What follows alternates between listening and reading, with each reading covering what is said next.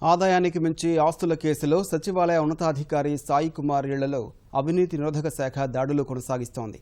10 బృందాలుగా విడిపోయిన అనిస అధికారులు సాయి కుమార్ బంధువులు, స్నేహితుల ఇళ్లలో ఏకకాలంలో సోదాలు నిర్వహిస్తున్నారు. తనిఖీల్లో భారీగా నగదు, బంగారు, వెండి ఆభరణాలతో పాటు స్థిరాస్తి పత్రాలు బయటపడుతున్నాయి.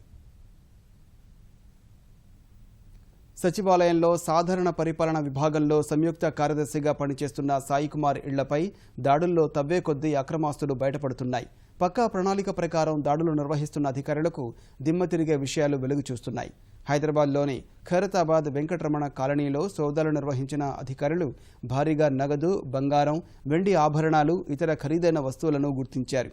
ఇప్పటి వరకు 20 లక్షల నగదు, 20 లక్షల రూపాయల డిపాజిట్ పత్రాలు, కిలో బంగారం, కిలో వెండి, ఖరీదైన వాచీలు, విదేశీ మద్యం స్వాధీనం చేసుకున్నారు. స్వాధీనం చేసుకున్న వాచీల్లో ఒకదాని ఖరీదు 10 లక్షలు ఉండడం గమనార్హం. జడగంటలు సైతం బంగారంతో చేయించినట్లు సోదాల్లో వెల్లడైంది. తనిఖీల్లో 13,000 రూపాయల విలువ చేసే పాత నోట్లు బయటపడ్డాయి.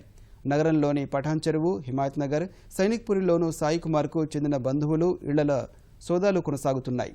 ఆదర్శ నగర్లో స్నేహితుడు శ్యామ్ ప్రసాద్ పేరు మీద ఇండియన్ ఓవర్సీస్ బ్యాంకులో ఒక లాకర్, ఖైరతాబాద్లోని సెంట్రల్ బ్యాంకులో భార్య పేరు మీద మరో లాకర్ ఉన్నట్లు గుర్తించారు. వీటిలో భారీగా బంగారం, స్థిరాస్తి పత్రాలు ఉండవచ్చని భావిస్తున్నారు. సైనిక్పురిలో షాపింగ్ కాంప్లెక్స్ ఉన్నట్లు గుర్తించారు. బెంగళూరులోనూ 250 గజాల ఇళ్ల స్థలాలు ఉన్నట్లు తేల్చారు. హైదరాబాద్లో పలు చోట్ల ఆస్తులు కొనుగోలు చేసినట్లు అధికారులు గుర్తించారు.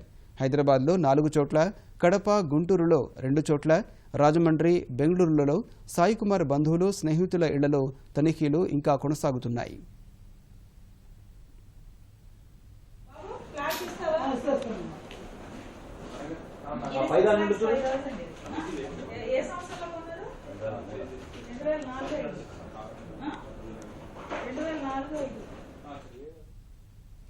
కడప జిల్లాకు చెందిన సాయి కుమార్ 1986లో సాధారణ పరిపాలన విభాగంలో అసిస్టెంట్ సెక్షన్ ఆఫీసర్గా ఉద్యోగంలో చేరారు.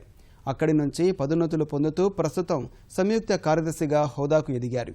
కీలకమైన రెవెన్యూ, ఎక్సైజ్, దేవాదాయ శాఖ, ముఖ్యమంత్రి సహానిధి మంజూరు విభాగాల్లో విధులు నిర్వర్తించాడు.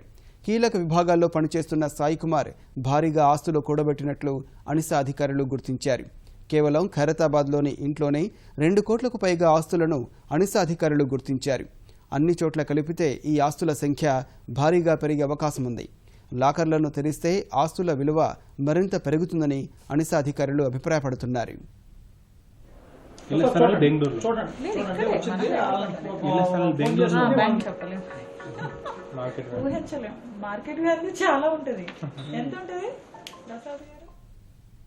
మొత్తం తనిఖీలు పూర్తయ్యాక అవినీతి సొమ్ముపై ఒక స్పష్టత వచ్చే అవకాశం ఉందని అధికారులు చెబుతున్నారు.